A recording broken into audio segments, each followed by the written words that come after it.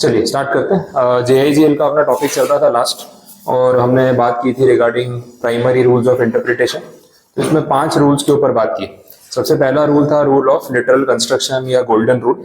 उसका basic crux ये था कि कोई भी प्रोविजन अगर आप लॉ में पढ़ रहे हो तो उसका नेचुरल, ऑर्डिनरी, पॉपुलर या ग्रामेटिकल मीनिंग आपको निकालना चाहिए, तभी उसका सही इंटरप्रिटेशन हो सकता है। तो कॉमन सेंस वाला रूल है। सबसे पहले ये रूल लगाते हैं, अगर इस रूल से कोई फायदा नहीं होता है या कुछ मीनिंग नहीं निकलता है, इसको बोलते हैं एब्सर्ड। एब्सर्ड का मतलब विच हैज नो मीनिंग। तो फिर आप रूल नंबर 2, 3, 4 कोई भी लगा सकते हो। तो फर्स्ट रूल लगाना मैंडेटरी है, बट उसके बाद कोई सीक्वेंस नहीं है। तो 1 के बाद आप 5 लगा दो, 1 के बाद 3 लगा दो, it is perfectly all right, वो चलता है। ये बेसिक स्टोरी थी। प्राइमरी रूल में हमने देखा कि लॉ में जो कुछ लिखा हुआ है उसकी अपनी इंपॉर्टेंस है। हर एक वर्ड सोच समझ के लिखा गया है, तो कोई भी चीज को स्किप नहीं करना है कि चलो ठीक है तो लिखा है, ऐसा नहीं होगा। और जो नहीं लिखा है उसको अज्यूम नहीं करना है। तो ये दोनों चीजें हमें बैलेंस करके चलनी है, वैसा है। उसके बाद सेकेंड रूल था रूल ऑफ रीजनेबल कंस्ट्रक्शन, जहां पे बोला थोड़ा बहुत 19-20 चलता है।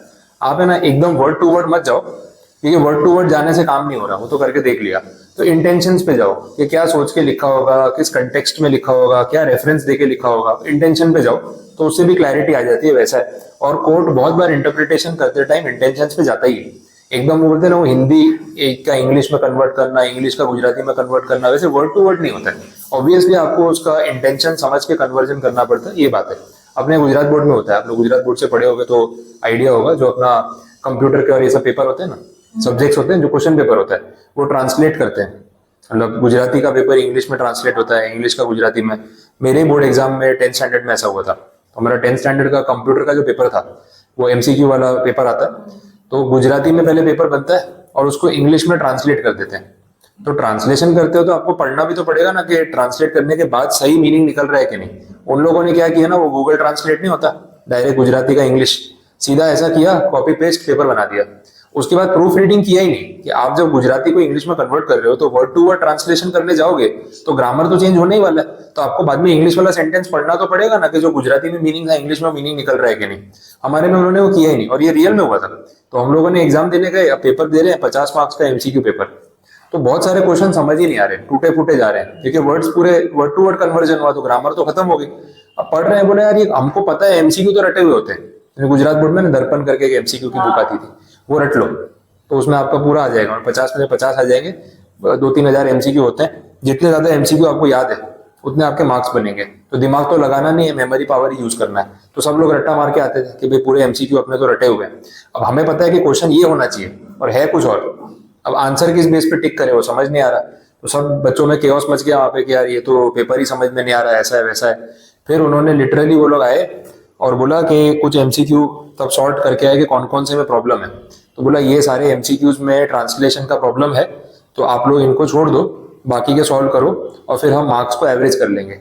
अब किया क्या, 50 में से 17 MCQ में गलती, तो 33 MCQ वैलिड माने, 17 इनवैलिड माने, और वो 33 को 1.5 मार्क्स पे गिन लिया। अब 1.5 के हिसाब से 49.5 होता है, तो आधे मार्क की गड़बड़ हो रही है। तो आधा मार्क एक्स्ट्रा देने के बदले आधा मार्क काट लिया, जिनका भी हो रहा था। तो जिसके 49.5 हो रहे उसके 49 हो गए, जिसके उससे आधा मार्क कम हो रहा है उसको और कम हो गया। उस चक्कर में मेरा 1 मार्क चला गया। 50 में से आए थे कोई 48, तो आइडियली 49 आने चाहिए थे, पर वो राउंडिंग ऑफ में 1 मार्क पीछे ले लिया। आगे देना चाहिए, गलती तुम्हारी है, तुम्हारे MCQ रॉन्ग है, तो स्टूडेंट को मार्क देने के बदले कम कर दिया। तो 50 में से 48 है ना, 49 आ रहे थे। तो चलो वो इतना बड़ा इशू नहीं है, लेकिन इतने बड़े लेवल पे जहाँ स्टेट बोर्ड की एग्जाम हो रही है उसमें भी शॉर्टकट मार रहे हैं कि सीधा गुजराती का इंग्लिश किया और उसके बाद पढ़ाई नहीं। तो आप जब ऐसे वर्ड टू वर्ड ट्रांसलेशन करो और कोई मीनिंग ही ना निकले तो फिर आपको लॉजिक लगाना पड़ेगा। तो ये वाला जो रूल है ना वो यही बात कर रहा है वैसा, ठीक है।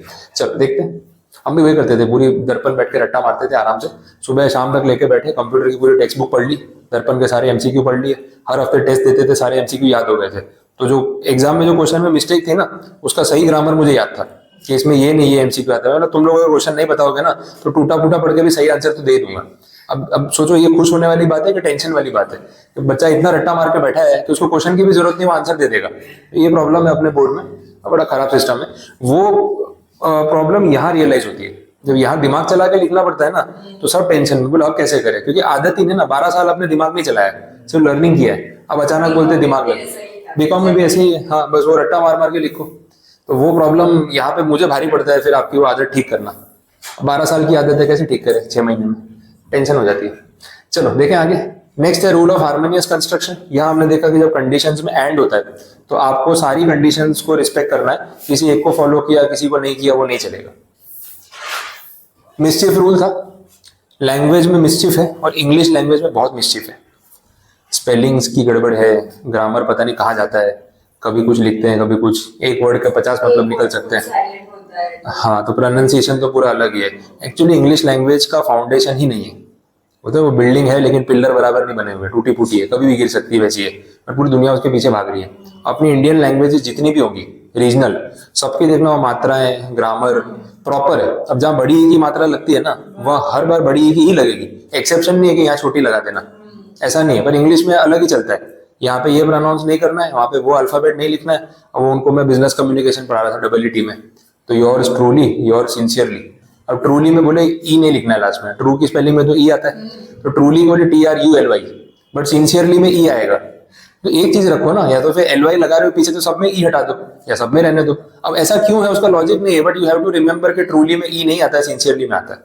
तो मतलब जिसका मन फाया ना, वो शेक्सपियर को जो मन किया उसने लिख दिया, अब बोले यही है तुम देख लो। तो रूल कुछ नहीं है, जबकि अपनी लैंग्वेज में ऐसा प्रॉब्लम नहीं आता है, तो मिस्चिफ है। अब मिस्चिफ के लिए उन्होंने बोला suppress the mischief, advance the remedy. भाई सॉल्यूशन की तरफ जाओ, प्रॉब्लम्स मत क्रिएट करो। मल्टीपल मीनिंग है तो वो मीनिंग यूज करो जिससे प्रॉब्लम सॉल्व होता हो, ठीक है, ये आइडियोलॉजी है। उसके बाद देखा वो एडजस्टेम जेनेरिस, जॉनर बोलते हैं, जॉनर एक वर्ड काफी यूज होता है आजकल, जॉनरे बोलते हैं, जॉनर बोलते हैं, प्रोनाउंसिएशन अगेन अलग ही है, ठीक है। जॉनर का मतलब क्या है, कैटेगरी। मूवीज में म्यूजिक में ये वर्ड बहुत यूज होता है, विच जॉनर ऑफ द मूवी, तो बोले horror, comedy, love story, action, बोलते हैं एक्शन मूवी, बोले कौन सी टाइप की पिक्चर है, बोले एक्शन मूवी है, तो उसको बोलते हैं जॉनर या कैटेगरी, वैसा हो गया, या काइंड या स्पीसीज। तो ये इसका ट्रांसलेशन है। इसमें हमने देखा कि जो एटसेट्रा वर्ड होता है उसकी अपनी खुद की कोई वैल्यू नहीं है, बहुत इंपॉर्टेंट वर्ड है लेकिन उसकी वैल्यू नहीं है। उसको जो वैल्यू मिलती है ना, उसके आगे जो लिखा है उससे मिलती है। स्पेशल या स्पेसिफिक वर्ड, जनरल वर्ड, ठीक है। This is the rule of ejusdem generis. अब नेक्स्ट अदर रूल्स है, जहां से अपना टॉपिक बाकी था, बड़े इंटरेस्टिंग है, ये भी देखते हैं क्या बोला है। फर्स्ट रूल जो है वो अगेन लैटिन में, एक्सप्रेसियो यूनिस एस्ट एक्सक्लूसियो ऑल्टरिस, ऐसे बोला हुआ है। ट्रांसलेशन समझ आ जाएगा, एक एक वर्ड पकड़ते हैं। अननेसेसरी है, देखो लॉज ब्रिटिशर्स के टाइम के बने हुए हैं। अब ब्रिटिशर्स की आज जो इंग्लिश है उसकी प्रीडिसेसर लैंग्वेज लैटिन है, पहले लैटिन चलती थी, उसके बाद इंग्लिश पे आए, और ये लैटिन खुद इन्होंने संस्कृत पे से चुराई हुई है। तो ये सब वाया वाया ना उसको मॉडिफाई करते करते ये इंग्लिश लैंग्वेज तक पहुंचे हैं। अब लॉज क्योंकि पुराने टाइम के बने हुए हैं तो उसमें वो लैटिन फ्रेजेस हैं, एक्चुअली लैटिन हटाई देनी चाहिए, जब पूरे वर्ल्ड में अब यूज नहीं होती, लॉ में क्यों रखी है, लेकिन अपडेट करने का टाइम नहीं है। तो जो लैटिन रखी है ना वो वहीं की वहीं है, अब अपने लिए परेशानी हो जाती है उसको याद करना। अब ये चीज है कि एटलीस्ट थोड़ा बहुत सिमिलैरिटी है, तो आप वर्ड टू वर्ड पकड़ सकते हो कि हाँ इसका मतलब ये होगा। ये फ्रेज आपको याद नहीं करना है एज इफ कि आपको बिना देखे पूरा लिखना हो, वैसे याद नहीं करना है। बट अगर ये पूछ लिया कि एक्सप्लेन द रूल एक्सप्रेसियो यूनिस वाला, तो आपको वो पढ़ के याद आना चाहिए कि रूल कौन सा है, उतना तो एटलीस्ट होना चाहिए कि देख के याद आ जाए। भले आपको मैं बोलोगे पूरा लैटिन में लिख के बताओ, वो जरूरी नहीं है क्योंकि वैसे पूछते भी नहीं है, बट ये फ्रेज पकड़ लेते हैं एग्जाम में। एक आध क्वेश्चन डाल देंगे पेपर में। एक अपना एडमिन लॉज का चैप्टर है, उसमें एक है ऑडी ऑल्टरम पार्टम, एक रूल है, तो एक बार एग्जाम में पूछ लिया था, explain the rule Audi alteram partum, explain the doctrine, 4 marks का क्वेश्चन। अब जिसको ट्रांसलेशन नहीं याद है उसका गया, और इंग्लिश में लिखा होता तो हर कोई अटेम्प्ट कर लेता, बहुत ईजी आंसर है। तो आपको ये देख के तो याद आना चाहिए कि अच्छा हाँ ये वाला रूल था, वैसा है। अब इंग्लिश ट्रांसलेशन देखो, express mention of one thing implies the exclusion of another. Simple कर देता हूं, देखो एक्सप्रेसियो मतलब एक्सप्रेस, यूनिस मतलब यूनिट वन, एक्सक्लूजियो मतलब एक्सक्लूजन, ऑल्टरिस मतलब ऑल्टरनेट अनदर, ये मीनिंग है। तो एक बार रिलेट हो जाता है, express mention of one thing implies exclusion of another, वैसा। तो देख के आपको वर्ड याद आ जाएगा, एक्सप्रेसियो मतलब एक्सप्रेस, यूनिट मतलब वन, एक्सक्लूजियो मतलब एक्सक्लूजन, ऑल्टरनेट मतलब अनदर। तो भाई express mention of one thing implies the exclusion of another. अब एग्जांपल देता हूं तो रूल क्लियर हो जाएगा। सपोज ऐसा है कि अभी आप क्लास पे आ रहे थे, ठीक है, आपका 2 व्हीलर लेके आ रहे हो, आप ट्रैवल कर रहे हो, तो अपने यहाँ फ्लाईओवर तो आते हैं बीच में, और सूरत तो अपना सिटी ऑफ फ्लाईओवर्स, ठीक है, 125 फ्लाईओवर है सूरत में और बन रहे 15। हाँ, तो 135 140 तक तो अलाउ कर दिया है, बनते जा रहे हैं। अच्छा, बनते भी हैं, क्रैक भी हो जाते हैं, नए नए जितने फ्लाईओवर बनते हैं ना। अभी बीच में ये अपना उमरापाल वाला जो ब्रिज बनाया था, वो शुरू हुआ, 1 महीने बाद फोटो आ गया, बड़ी बड़ी क्रैक्स पड़ गई। 130 करोड़ का ब्रिज है और 1 महीने के बाद क्रैक हो गया। फिर ये कतारगाम साइड पे भी कोई बहुत बड़ा ब्रिज स्टार्ट किया था, उसका भी इनॉग्रेशन करने सीएम आए थे, 1 महीने के बाद सारी क्रैक्स पड़ गई थी बारिश के सीजन में। तो क्वालिटी क्या है पता नहीं, लेकिन बन रहे हैं वैसा है। अब आप कोई फ्लाईओवर पे से ट्रैवल करने जा रहे हो तो आप है ना एक साइन बोर्ड लगा है, और वो साइन बोर्ड में उन्होंने क्या किया है, एक ऐसा गोल बोर्ड है, एक है ना बड़ा सा ट्रक बनाया हुआ है, ठीक है, और वो ट्रक के ऊपर ऐसा साइन है क्रॉस। तो वो साइन क्या सजेस्ट करता है, क्या बोलना चाह रहे हैं कि भाई हैवी ट्रक्स या हैवी व्हीकल्स इस ब्रिज पे अलाउड नहीं है। अच्छा, आप तो एक्टिवा पे या बाइक पे हो, पर बाइक के बारे में कुछ नहीं लिखा है, तो आप साइड पे रुक गए। अब सबको पूछ रहे हो भैया बाइक लेके जा सकते हैं क्या? बोले भाई क्यों पूछ रहे हो? बोले खाली ट्रक का लिखा है, बाइक का कुछ लिखा नहीं है। अब मैं कंफ्यूज हो रहा हूँ कि क्या करूँ, बाइक और एक्टिवा लेके जाऊँ या किसी को पूछूं? आप ही बताओ क्या करना चाहिए। जरूरत थी पूछने की या अंडरस्टूड था? कैसे अंडरस्टूड था? भाई जिस व्हीकल से प्रॉब्लम है उसका फोटो लगा के क्रॉस किया है ना ट्रक। आप ट्रक लेके तो निकले नहीं हो, तो ट्रक के अलावा बाकी जो भी व्हीकल है आपके पास, 4 व्हीलर है, ऑटो रिक्शा है, बाइक है, एक्टिवा है, लेके जा सकते हो, इम्प्लाइड सी बात है। लेकिन अगर ट्रक लेके निकले हो तो लेके नहीं जा सकते। Express mention of one thing implies exclusion of other. Express mention किसका किया? ट्रक का। तो ट्रक लेके नहीं जाना है, लेकिन इंप्लाइड है कि ट्रक के अलावा बाकी कोई भी व्हीकल हो तो चलेगा। आई बात समझ में? Express mention of one thing, वो वन थिंग यहाँ पे क्या है? ट्रक, कि भाई ये लेके नहीं जाना है। Implies the exclusion of another, कि भाई ट्रक के अलावा कुछ भी हो लेके जा सकते। सिंपल कंडीशन, ठीक है? आया समझ में?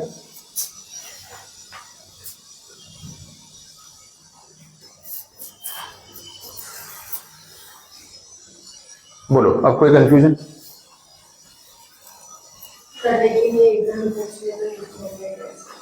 लिखने में देखो, आपको अगर ये डायरेक्टली रूल पूछा है तो आपको पहले वही मेंशन करना है कि इंग्लिश में इसका ट्रांसलेशन क्या है, और फिर आपको वो चीज एक्सप्लेन करनी। देखो, इन अदर वर्ड्स, ये अपनी भाषा में जो आपको सिंपल समझ आती है। मेंशन वन और more things of a particular class may be regarded as silently excluding all other members of the class. यही बात फिर से लिखी है दूसरे तरीके से। उसके बाद एग्जाम्पल आ गया, जो मैंने समझाया वही लिख दो। इसमें भी उन्होंने वही एग्जाम्पल लिखा हुआ है। Similarly it can not be applied with the language of the statute is plain with clear meaning. अगर प्लेन विद क्लियर मीनिंग का मतलब कि लॉ में एकदम सिंपल भाषा लिखी हुई है, तो ये रूल लगाने की क्या जरूरत है? ऊपर था ना प्राइमरी रूल, उससे काम हो जाएगा अपना, बस बन गया आंसर, इतना सा तो है। तो 2 या 3 मार्क्स से ऊपर का वेटेज नहीं होगा। रूल का ट्रांसलेशन बता दो, एग्जाम्पल बता दो, और अपने वर्ड्स में वो बात फिर से समझा, काम खत्म। उतना ही लिखना है, पॉइंट टू पॉइंट जाना है, अननेसेसरी लेंथ बनाने नहीं बैठना है। नेक्स्ट, सेकेंड रूल जो है, ये भी देखो वापस लैटिन आ गया। अब इसका ट्रांसलेशन मैंने पहले लिखा हुआ है हाईलाइट करके, कि आपको टेंशन नहीं हो। Best way to give the meaning to a document or a proposition of a law is to read it as it would have been read when it was made. बड़ा अच्छा point है ये, practical again. एक बार फिर से sentence पढ़ लो English वाला, फिर मीनिंग पे चलते हैं।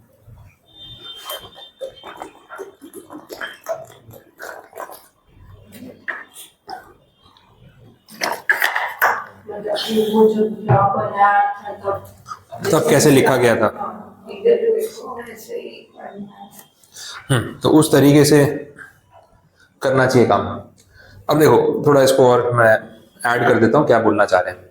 कोई भी लॉ अगर बना है, जैसे अपना कंपनीज एक्ट था 1956, अभी 2013 है, या मान लो 2013 भी ले सकते हैं, 10 साल से ऊपर हो चुके हैं। तो 2013 का जब एक्ट आया तो उसके बाद उसमें अमेंडमेंट बहुत बार हुए। 15 में अमेंड हुआ, 17 में हुआ, 19 में हुआ, 20 में हुआ, 22 में हुआ, चलता रहता है अमेंडमेंट।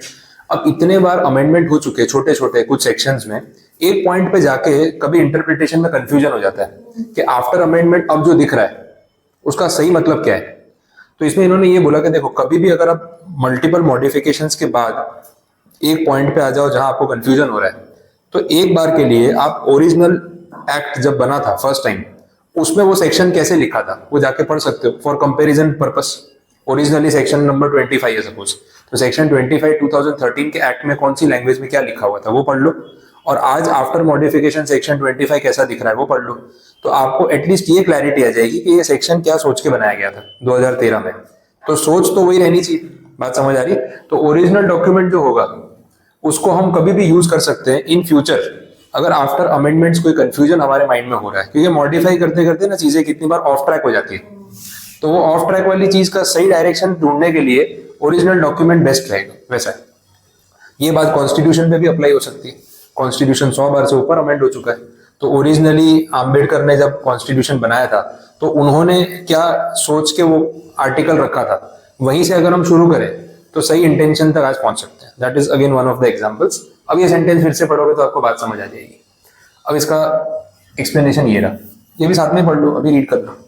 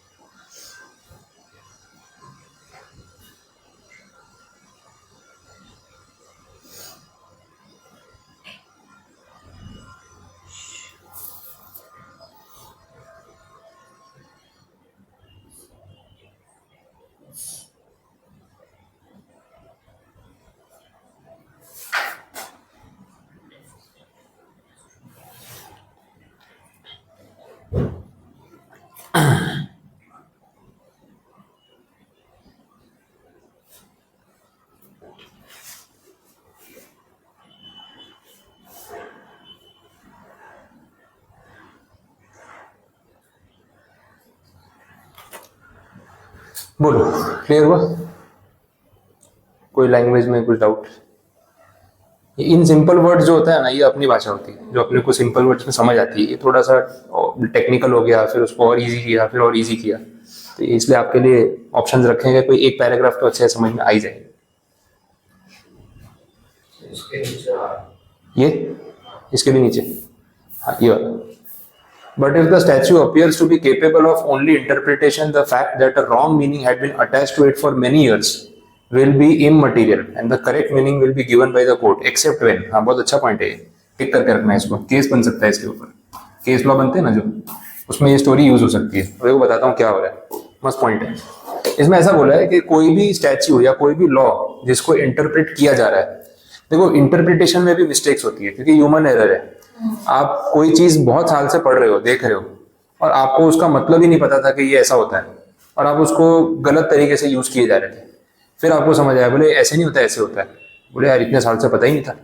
ठीक है, तो हम किसी प्रोडक्ट को, किसी चीज को गलत तरीके से यूज कर रहे थे, जिस तरीके से यूज करना चाहिए जिससे और उसकी बेटर यूटिलिटी है, हमको मालूम ही नहीं था। जो सिस्टम चल रहा है वो चल रहा है। अब समझ आया, बोले ऐसे नहीं, ऐसे यूज होता है। तो अभी भी गलत ही यूज करोगे, आप सही तरीके से यूज करोगे। अब तो समझ आ गया ना कि उसके फीचर्स क्या है, वैसा है। तो अब यहाँ पे ये बोला हुआ है कि कोई प्रोविजन है लॉ में जिसको कोर्ट भी बहुत साल से गलत इंटरप्रेट कर रहा था और उसी बेस पे डिसीजन दिए जा रहा था।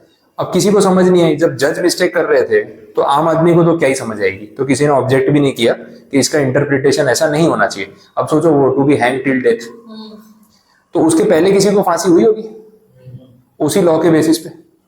बोलो, इनजस्टिस हो गया। मतलब जिन्ना वाले केस के पहले जितने लोगों को फांसी हुई, टेक्निकली उनका मरना जरूरी नहीं था, बेचारे फालतू में मर गए।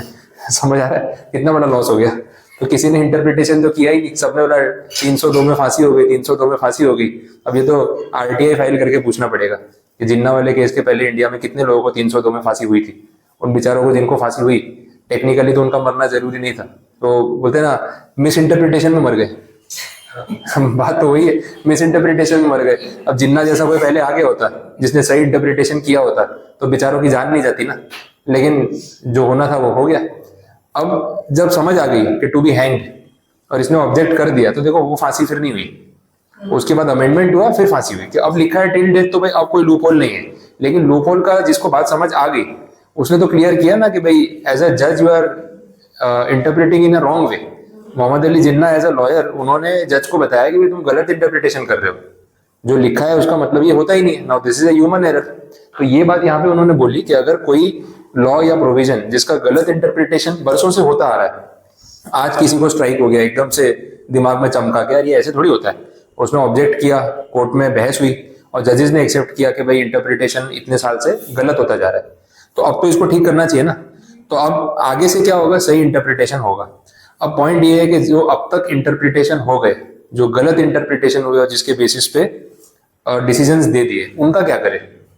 जब मीडिया में बात आएगी कि ऐसे सारे फैसले गलत हुए हैं, रॉन्ग इंटरप्रिटेशन हुआ है, तो इन शॉर्ट जो पार्टी जीती है टेक्निकली वो हार सकती थी, और जो हारी है वो जीत सकती थी। सब वापस नहीं आ जाएंगे कोर्ट में, भाई हमारा केस भी ठीक करो, जजमेंट चेंज करो। सोचो कितना केओस हो जाएगा, हजारों लोग आ जाएंगे, हमारे सबके केस के जजमेंट ठीक करो। अब ऐसा बोला, इसमें करे क्या, सॉल्यूशन क्या निकाले? तो देखो, if the statue appears to be capable of only interpretation, the fact that a wrong meaning had been attached to it for many years will be immaterial and the correct meaning will be given, कोई बात नहीं, and the correct meaning will be given by the court, except when, exception देखना, the title to the property may be affected or when everyday transaction have been entered into on such wrong interpretation। मतलब देखो भाई, जो हो गया अब तक वो हो गया, आज से हम करेक्ट इंटरप्रिटेशन के हिसाब से डिसीजन देंगे, लेकिन अब तक जो फैसले सुना दिए सारे चेंज करना थोड़ी प्रैक्टिकली पॉसिबल है। वो केस लाखों में होंगे, किस किस को ढूंढ ढूंढ के लाओगे? सबको मैसेज छोड़ा है, अरे भाई तुम्हारे वो केस में एक बार कोर्ट आना पड़ेगा। अब जो हार गया था उसको तो उम्मीद आ गई कुछ फायदा होगा, जो जीत गया था वो आएगा ही नहीं, बोले मैं फोन ही नहीं उठाऊंगा, मेरे को जाना ही नहीं है। अब जीत गया थोड़ी ना, मेरे पास राइटिंग में है कि मैं केस जीता हूँ, अब कैसे डिसीजन चेंज होगा? कितना बोलते ना वो केओस कैसे क्रिएट हो जाएगा और सब कुछ इधर उधर हो जाएगा, समझ ही नहीं आ रहा है लीगल सिस्टम कैसे चल रहा है। तो इन्होंने बोला भाई देखो, जो हो गया उसमें छेड़छाड़ मत करो, स्पेसिफिक प्रॉपर्टी वाले मैटर और डे टू डे ट्रांजेक्शन वाले मैटर, इसमें तो छेड़छाड़ हो ही नहीं सकती। प्रॉपर्टी के लॉज में ऐसा कुछ मिस इंटरप्रिटेशन चल रहा था, तो पुराने केसेस में आप केस जीत गए थे, मैं केस हार गया था, प्रॉपर्टी आपको मिल गई थी, मुझे नहीं मिली थी। अब इंटरप्रिटेशन चेंज किया तो प्रॉपर्टी आपसे लेके मुझे दे दी, सोचो क्या होगा, कितना मिसमैनेजमेंट हो जाएगा। बोले ये नहीं करना है, पुराने केसेस में जो फैसला हुआ तब के टाइम पे ये इंटरप्रिटेशन चलता था, ठीक है, अब चेंजेस मत करो। लेकिन अब जो फैसले होंगे ना वो नए इंटरप्रिटेशन के हिसाब से होंगे, क्योंकि प्रॉपर्टी का टाइटल मतलब उसकी ओनरशिप और जो डे टू डे ट्रांजेक्शन होते हैं, बैंकिंग ट्रांजेक्शन हो गए या गवर्नमेंट ट्रांजेक्शन हो गए, इन सबको चेंज करना तो नेक्स्ट टू इम्पॉसिबल है, बहुत प्रॉब्लम हो जाएगी। जो हो गया वो हो गया, जाने तो अब नसीब की बात है। अब से इंटरप्रिटेशन चेंज होगा तो अब नए फैसले नए इंटरप्रिटेशन के हिसाब से होंगे, ये क्लैरिफाई किया। अब इस बात को ना एक सिचुएशन बना के वो एग्जाम में पूछ सकते हैं, डायरेक्ट नहीं होगा क्योंकि एक ही पॉइंट है, बट सिचुएशन बना के पूछ सकते हैं कि ऐसा ऐसा हुआ और ये लॉ में या प्रोविजन में पता चला कि मिस इंटरप्रिटेशन हो रहा था और अब कोर्ट इसको करेक्ट करना चाहता है। एंड काफी लोगों ने एप्लीकेशन किया कि हमारे पुराने फैसले चेंज करो और सारे प्रॉपर्टी के रिलेटेड एक्ट है, तो क्या करें, डिसीजंस को चेंज करें या जो हो गया वो रहने दें, आपके हिसाब से क्या होना चाहिए।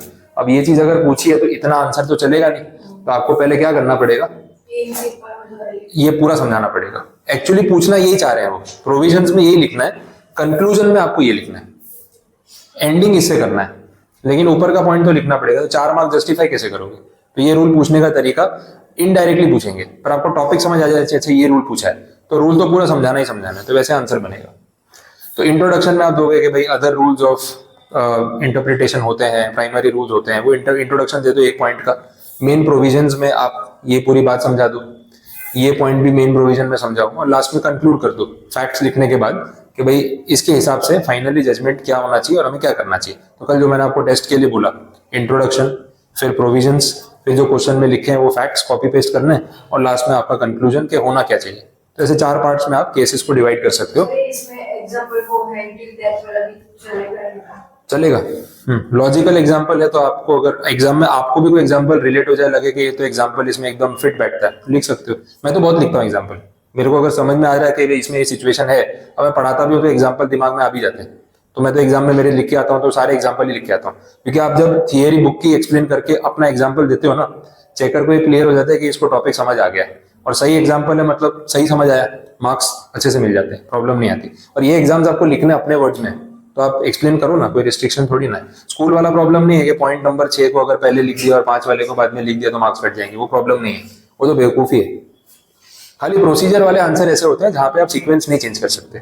अब कंपनी लॉ में बोला है कि पहले बोर्ड मीटिंग होती है, फिर बोर्ड रिजोल्यूशन पास होता है, फिर नोटिस भेजते हैं, फिर जनरल मीटिंग होती है, तो वो सीक्वेंस आप चेंज नहीं कर सकते कि पहले जनरल मीटिंग की बात की फिर बाद में बोर्ड मीटिंग की। बट फीचर्स और कैरेक्टरिस्टिक्स है, 6 पॉइंट है, कोई भी पहले लिखो, क्या फर्क पड़ता है। अपने गुजरात बोर्ड में तो 1 नंबर का पॉइंट 1 पे होना चाहिए, 2 का पॉइंट 2 पे होना चाहिए, वो हाँ उससे क्या है, वो मार्क्स पूरे मिलते हैं, रैंक आता है, 95% आता है, अक्ल खत्म हो जाती है पूरी, वो मतलब नहीं है उसका।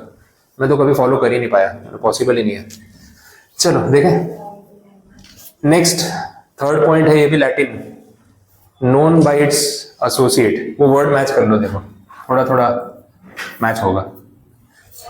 है ना, टूटे फूटे वर्ड्स मैच हो जाएंगे कि भाई सिमिलर ही लग रहा है। नॉस्किटर कुछ बोला है, मॉस्किटो जैसा साउंड करता है, ठीक है। हाँ, नोन, ठीक है। और सो इस बोला है, मतलब एसोसिएट्स ऐसा कुछ है, नोन बाय इट्स एसोसिएट्स। ये भी इंग्लिश का प्रॉब्लम है। जैसे कि एग्जांपल एक वर्ड यूज कर रहा हूँ, प्लांट। प्लांट का क्या मतलब हो सकता है? हाँ, आप अकाउंटिंग वाले स्टूडेंट हो तो प्लांट एंड मशीनरी भी आता है आपके दिमाग में, बट खाली प्लांट बोला है मैंने। 100% बता सकते हो कि कौन से वाले प्लांट की बात मैं कर रहा हूँ? नहीं, बट अब मैंने लिख दिया प्लांट एंड ट्रीज। अब समझ आ गया कौन सा प्लांट है। फिर मैंने लिख दिया प्लांट एंड मशीनरी, अब समझ आ गया कौन सा प्लांट है। तो एसोसिएटेड वर्ड से ही समझ आया कि मेन वर्ड का क्या मतलब निकालना है, बस। That is known by it's associates, ठीक है, ऐसा है। वो एटसेट्रा है, उसमें ऐसा था कि एटसेट्रा का अपना मीनिंग नहीं है, उसको वो मीनिंग उसके पहले वाले वर्ड से मिल रहा है। या ऐसा बोला है कि इस वर्ड का एग्जैक्ट क्या मीनिंग निकालना है वो उसके बाकी के वर्ड्स के साथ पढ़ने से समझ में आएगा। ये कॉमन चीज है ना, कितनी बार आप बोलते हो ना सर ये इस वर्ड का क्या मतलब है, तो मैं क्या बोलता हूँ पूरा सेंटेंस पढ़ो। तो जब पूरा सेंटेंस आप पढ़ते हो तो मुझे कंटेक्स्ट समझ में आ जाता है कि किस रेफरेंस में समझाना है। तो ये सेम चीज होगी, ये रूल अप्लाई होता है, known by it's associates. Next, strict and liberal construction, again very important point in practice. Strict construction का मतलब जैसा लिखा है एज इट इज वैसा फॉलो होगा। तो जो क्रिमिनल लॉज हैं वहां पे यही होता है, strict interpretation. To be hang till death, वही तो पॉइंट था, टू बी हैंग लिखा था तो उसका मतलब वही निकलना चाहिए। ऐसा नहीं कि भाई अंडरस्टूड है, भाई अंडरस्टूड कहाँ है, भाई फांसी का सवाल है, बोलते हैं जान का सवाल है, ऐसे भी बोल सकते हैं अंडरस्टूड है, इम्प्लाइड है, जो लिखा है वैसे ही फॉलो होगा, इम्प्लाइड कुछ नहीं है।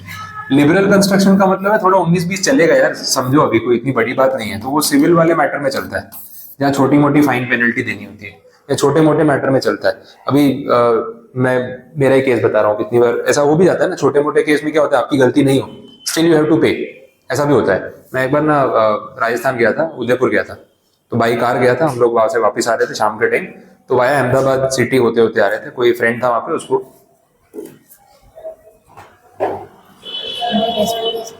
ऐप पे देना टेस्ट, हाँ पेपर अपलोडेड ये उनका स्टार्ट करा।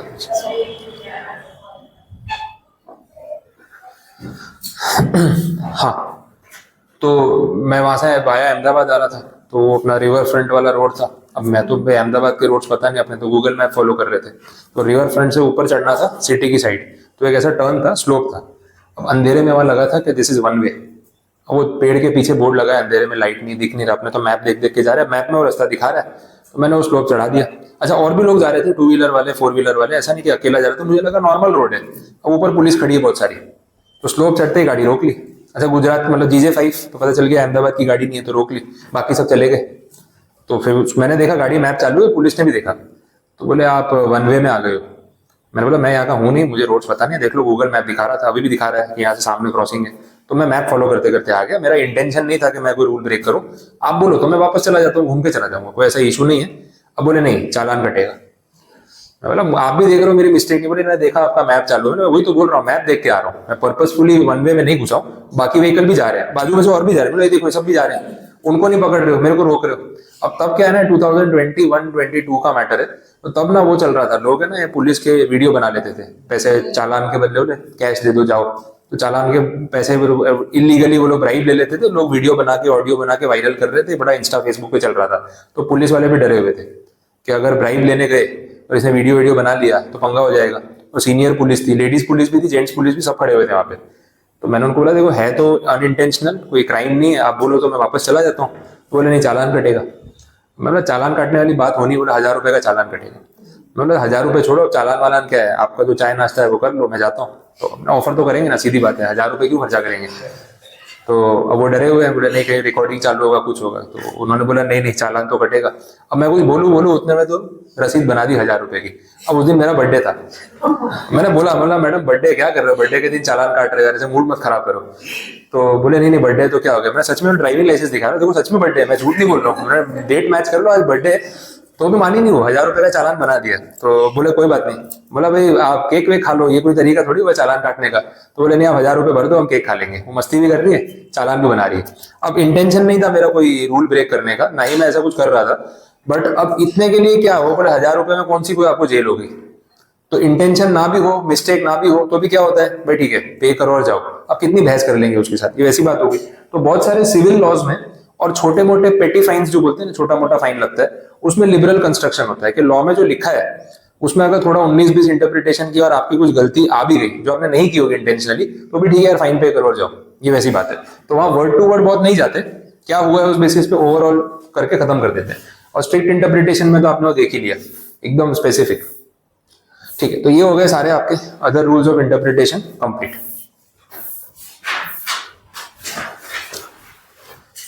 टाइम है और कुछ छोटे आंसर देख लेते हैं। प्रिजम्पशन वाला आंसर है, इंटरनल एड और एक्सटर्नल एड तो टाइम लग जाएगा, वो आज नहीं ले सकते।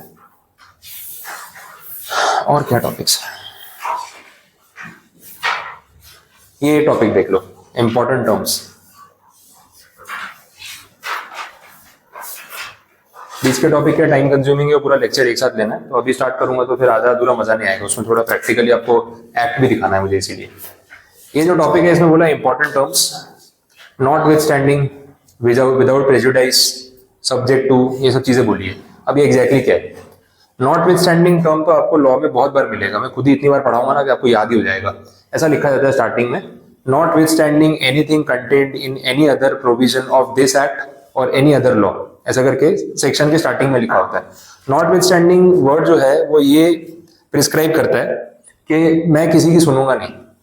सीधा बोलने का मतलब ये है, एक सेक्शन ऐसा बोल रहा है कि भाई मेरे सेक्शन में जो लिखा है वो लिखा है, अगर इस एक्ट के किसी और सेक्शन में और कुछ भी लिखा हो जो मेरे साथ कॉन्ट्राडिक्ट करता है, मतलब मैं कुछ और बोल रहा हूँ वो कुछ और बोल रहा है, या किसी और एक्ट के किसी और सेक्शन में ऐसा कुछ लिखा हो जो मेरी बात से मैच नहीं करता, तो उसकी मत सुनना, मेरी सुनना। उसकी नहीं चलेगी, मेरी चलेगी। प्रायोरिटी, ठीक है, सुपीरियर कौन है, मैंने अपनी जो है अथॉरिटी बता दी। तो किसी भी सेक्शन के स्टार्टिंग में अगर आपको फ्रेज मिलता है not with standing anything contained in any other provision of this act और एनी अदर एक्ट, तो वो सीधा बोल रहा है कि भाई मैं जो भी बोलने जा रहा हूँ वो फुल एंड फाइनल है। अगर मेरी बात किसी भी और सेक्शन या किसी भी और एक्ट से मैच नहीं होती है तो उसकी मत सुनना, मेरी सुनना। मैंने अपनी अथॉरिटी बता दी। तो इसको बोलते हैं नॉन ऑब्स्टेंट क्लॉज, इसका नाम है। और सेंटेंस स्टार्ट होता है with the word not with standing. अब ये आपको लॉज में 50 जगह पढ़ने को मिलेगा, बहुत सारे सेक्शन में क्लियर कर देते हैं कि कॉन्ट्राडिक्शन होगा ना तो मैं ओवरराइड करूंगा, मेरी सुपीरियरिटी चलेगी, बाकी सब जूनियर है मैं सीनियर हूँ, ये सीधा इतना बोल रहा है। वैसे तो एग्जाम्पल्स आते रहेंगे सेक्शंस में, बताता रहूंगा बार बार। नॉन ऑब्स्टेंट क्लॉज, अब सीधा पूछ लिया explain the term non obstante clause, 1 mark. तो आपको याद होना चाहिए कि नॉट विथ स्टैंडिंग वाले सेंटेंस की बात हो रही है, और ये फ्रेज आपको पढ़ते पढ़ते याद हो जाएगा, not with standing anything content in any other provision of this act और एनी अदर लॉ। ये सेंटेंस याद हो ही जाएगा, मुझे भी ऐसे याद हो गया बार बार पढ़ते पढ़ते, आपको भी हो जाएगा। नेक्स्ट सब्जेक्ट टू, पहले ये टर्म दे रहा हूं। Subject two is somewhat opposite of this. अगर ये सब्जेक्ट मतलब कि सेक्शन में ऐसा लिखा है, कंपनी लॉ में आता है section number 53 prescribes that subject to rule number 3, फिर वो अपनी बात शुरू करेगा। तो सेक्शन 53 ऐसा बोल रहा है कि भाई मैं जो बोलने जा रहा हूं वो आप सुन लो, बट रूल नंबर 3 का ध्यान रखना। तो अगर रूल नंबर 3 में कुछ अलग लिखा है तो पहले उसकी सुनना, वो स्पेसिफिक हो गया, ठीक है। तो वो जो प्रेजेंटेशन का तरीका है वो इसका ऑपोजिट है। ये थोड़ा पोलाइट इंसान है, अंडरस्टैंडिंग है, ये बोलता है कि ऐसा नहीं, उसकी बात भी सुन लो, उसका मान रख लो, मैं छोटा हूँ वो बड़ा है, क्या फर्क पड़ गया। नॉट स्टैंडिंग बोलता है ऐसे थोड़ी होता है, जो मैं बोलूंगा वही होगा, बाकी सब अपना अपना भूल जाओ। एटीट्यूड वाला है वो, ठीक है। और सब्जेक्ट टू वाला जो है ना बेचारा एकदम सोफिस्टिकेटेड, पोलाइट और थोड़ा अंडरस्टैंडिंग और फ्लेक्सिबल टाइप का आदमी है वैसे। तो ये दोनों प्रोविजन एक दूसरे के ऑपोजिट जाते हैं, ऐसे आप याद रखोगे ना तो प्रॉब्लम नहीं है। Next, without prejudice, it means without affecting the general meaning of. अब ये चीज ऐसी है कि कहीं पे कोई एक्सेप्शन होता है ना, जैसे थोड़ा अलग एग्जांपल देता हूँ, अपने केमिस्ट्री पढ़ते थे स्कूल टाइम पे, तो उसमें ना केमिकल रिएक्शंस पढ़ाए जाते थे, ethyl alcohol, butyl alcohol, methane gas, ये वो बहुत कुछ आता था, क्लोरीन आता था, सोडियम आता था, समझ में नहीं आती थी अपने, तभी अपन ने छोड़ दिया फिर। बट 9th-10th में झेलना पड़ा, वो कॉमन सब्जेक्ट्स थे, वो पीरियोडिक टेबल और ये सब लर्न कर करके परेशान हो गए। तो उसमें केमिकल रिएक्शंस होते थे ना, तो उसमें आपको बताते थे कि हमेशा ये जो क्लोरीन है ये इसके साथ ऐसे ही रिएक्ट करता है, ये सोडियम है तो ऐसे ही रिएक्ट करता है, ये गैसेस है तो ऐसे ही रिएक्ट करती है। तो हर केमिकल की अपनी कुछ प्रॉपर्टी होती है, और वो किसी के साथ भी जब रिएक्शन करेगा तो ये कंपाउंड बनेगा, ऐसा बताते थे। बट केमिस्ट्री में हमेशा एक्सेप्शन आते थे कि ये केमिकल बाकी के 100 केमिकल्स के साथ ये रिएक्शन देगा, लेकिन इसके साथ अलग रिएक्शन देगा, ठीक है, वो स्पेशल केस हो गया। अब जो स्पेशल केस है उसको बोलते हैं एक्सेप्शन। अब एक्सेप्शन वाला जो पॉइंट है वो ये क्लियर बता रहा है कि जो रूल आपने दिया ना कि this chemical always reacts like this, वो रूल अपनी जगह सही है, लेकिन 100% नहीं, 99%। एक केस में उसको हम उस रूल को यूज नहीं कर पाएंगे क्योंकि यहाँ पे रिएक्शन अलग जाता है। तो विदाउट प्रेजुडिस का मतलब है कि मैं जो एक्सेप्शन दे रहा हूँ that is without affecting the general meaning. General meaning जो आपने दे दिया कि ये केमिकल हमेशा ये रिएक्शन देता है, इट इज ओके, लेकिन कहीं अगर उसका एक्सेप्शन है तो वो स्पेशल केस की तरह उसको ट्रीट करेंगे। एक एक्सेप्शन की वजह से बाकी के 99 केसेस जो है ना उसको हम डिस्कार्ड नहीं कर सकते, वैसा है। तो that is called without prejudice. ये एक्सेप्शंस के लिए यूज होता है और बहुत बार बीच में फ्रेज में आएगा तो अपन इसको रिलेट करेंगे, वैसा है, ठीक है। नेक्स्ट, ये 3 पॉइंट्स कंप्लीट। इंपॉर्टेंट टर्म्स ध्यान रखना।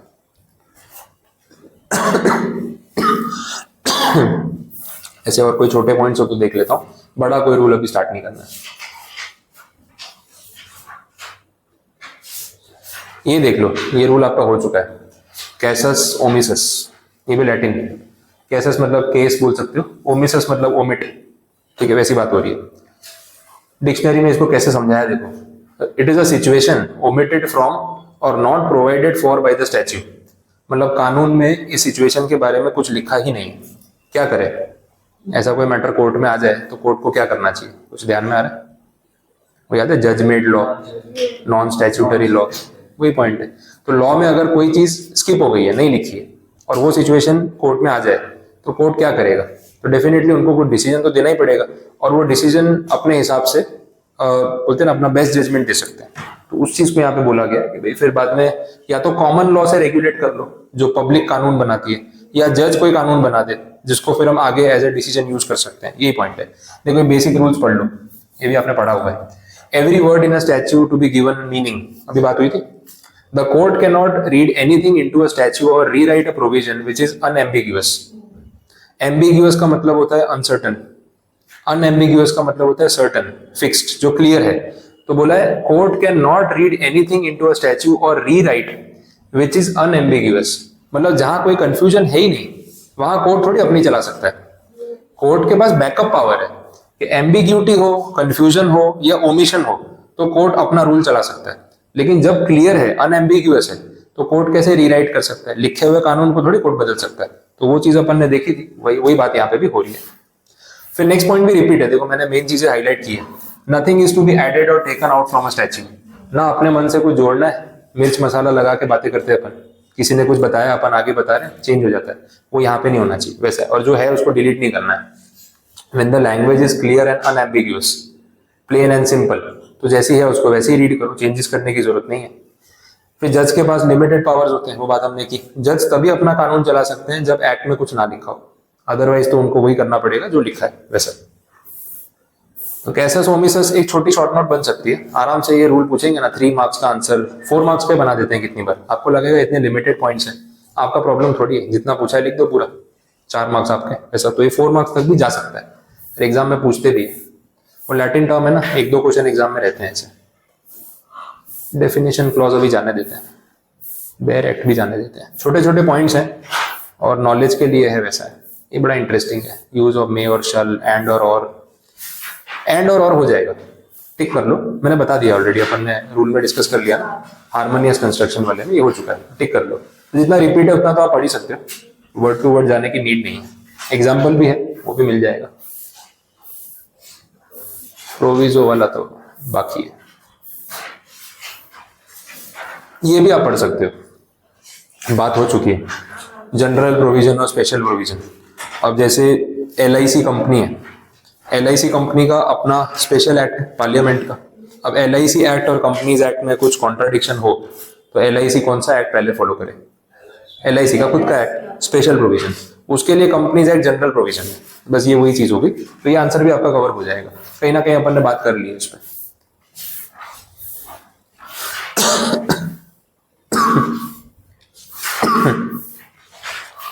बाकी के तो फिर अपने कल कंटिन्यू करेंगे, आज के लिए इतना रखो काफी है बस।